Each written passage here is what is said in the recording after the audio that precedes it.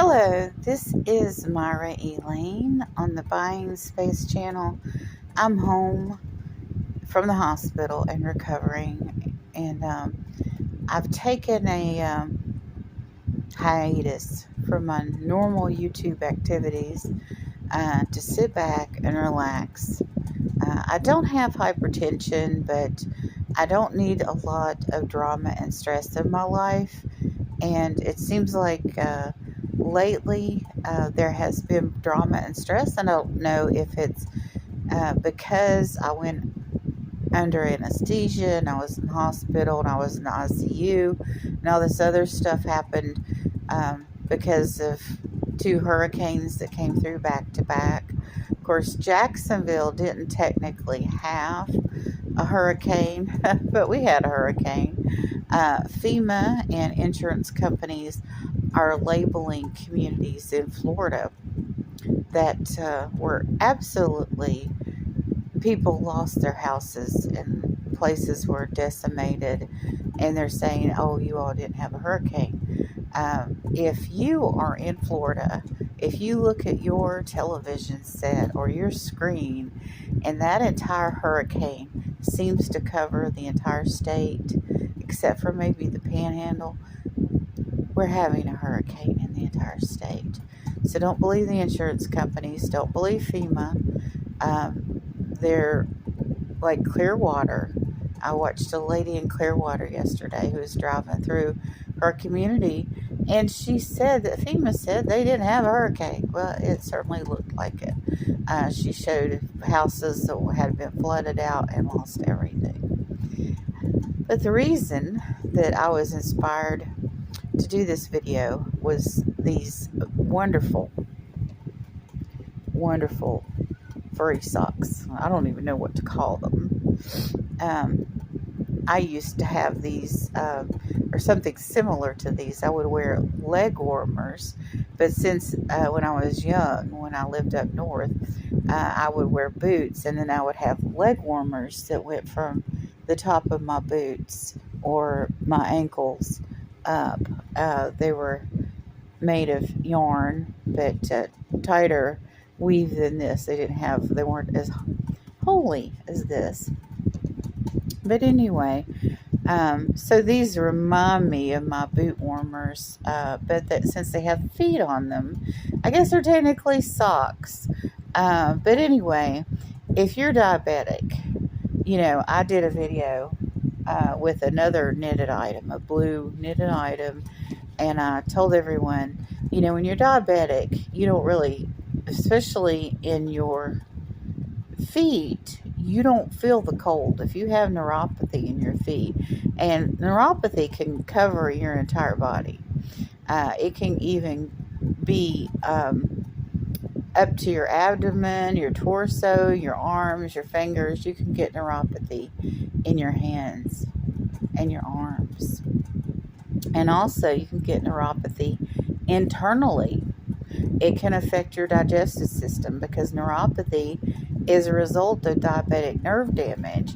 And it is typical that starts with your feet, but your stomach can have neuropathy and process your food slower because the nerve endings, the sensors, are not feeling what is in your stomach as well as a healthy stomach. So in the other video with the other knit item, I pointed out that even if you're diabetic and you don't feel the cold, you need to keep your feet covered. Down to your toes, down to your heels, keep those feet covered. And I constantly wake up in the middle of the night, and people that aren't diabetic probably have this happen too. But if you're diabetic and the covers come off of you on your feet or even on your legs, depending on how far your neuropathy goes up, in the winter, you don't feel that.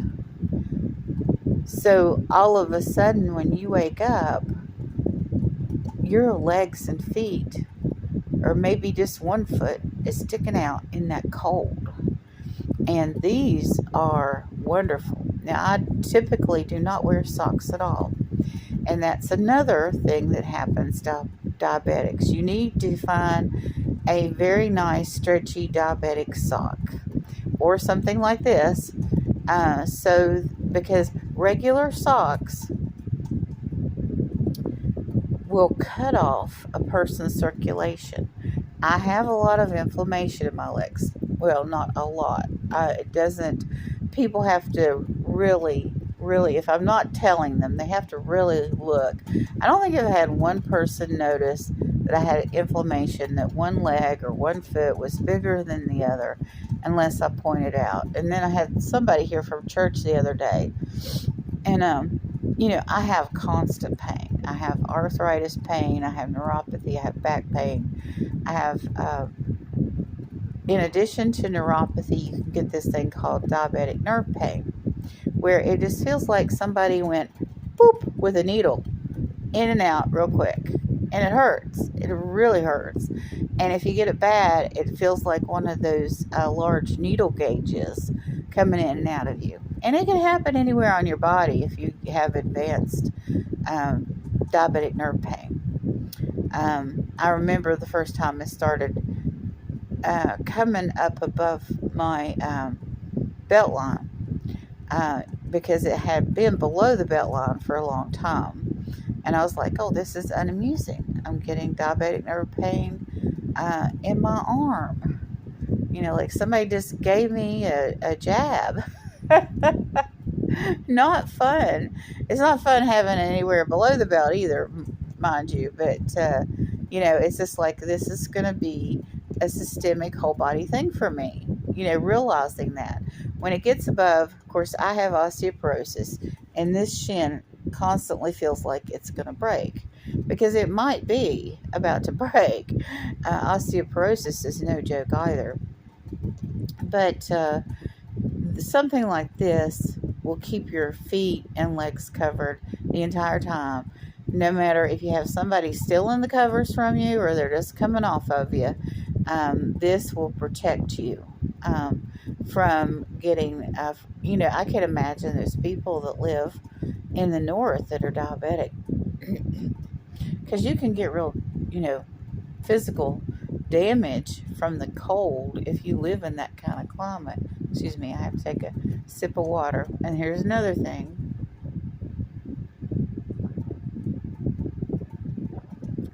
People say a lot of negative things about people sipping water all the time.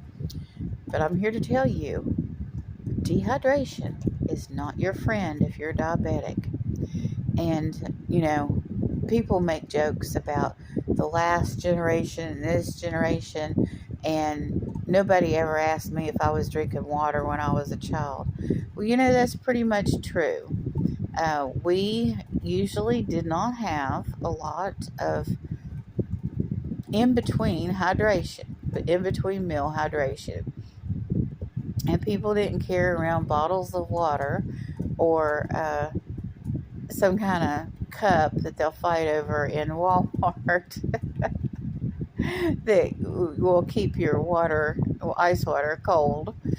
But especially in those summer months, those cups are handy. I will give them that. But when they went designer, excuse me, when they went to the point of being like a label, and when they went to the point of being like popular enough that people would fight over them, that's ridiculous. Go to the dollar store and get yourself something to hold your water. Just make sure it's BPA free, and you'll be fine. You don't have to have that big designer jug for your water. Just make sure you drink water. If you have a medical condition that you need to constantly sip, or you don't have, if you work and you go to a physical location to work and you don't have time to go get a bottle of water, and you need that hydration, at lunch and a couple of other times a day, take that big jug with you. But it doesn't have to have a pretty unicorn on it. It doesn't have to be purple.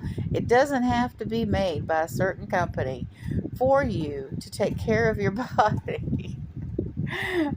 Things do get ridiculous, don't they? But this is my tip for the day for diabetics. Find some really nice diabetic socks that will not cut off your circulation, or something like this.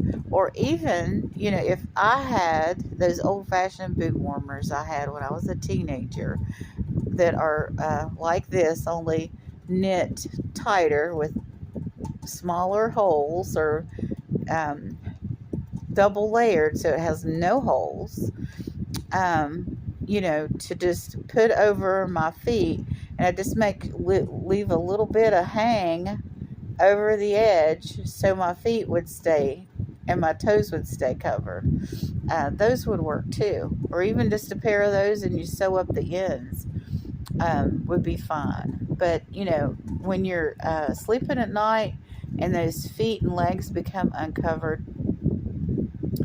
especially in freezing and below freezing temperatures, even though you're not feeling it, it can do damage to you.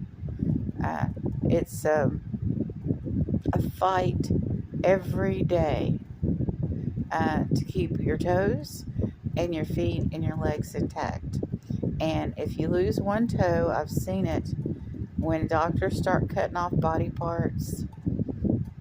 You lose your mobility, and they start cutting off body parts, the faster and faster you'll lose.